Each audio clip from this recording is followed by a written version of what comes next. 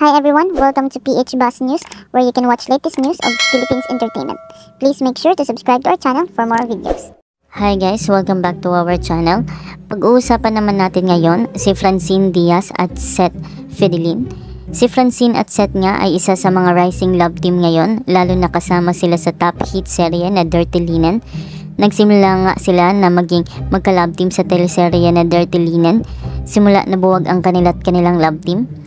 Dati ay napareha si Francine kay Kyle at si Seth naman ay kay Andrea Brillantes. Ngayon naman ay magtatambal din si Kyle at Andrea Brillantes sa palabas na Senior High at sana ay suportaan natin ito. Hindi nga maitatanggi ang chemistry ni Francine at Seth at madami nga silang mga kilig moments sa teleserye na Dirty Linen. Nalulungkot daw sina Francine Diaz at Seth na magwawakas na ang Dirty Linen dahil closeness na na-develop sa cast members nito. Madami na ngang revelasyon nangyayari sa Dirty Linen at sana'y subaybayan natin ito. Sa pagitan naman nila ni Seth, aminado si Francine na mas lumalim ang kanilang friendship.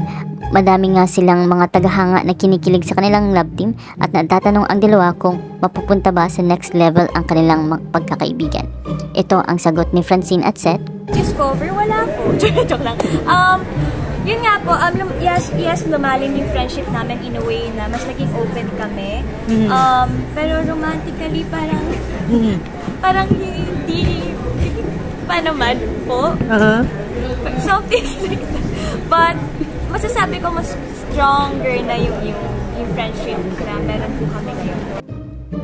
So, ano say ninyo dito guys? Comment your thoughts below and don't forget to subscribe to our channel.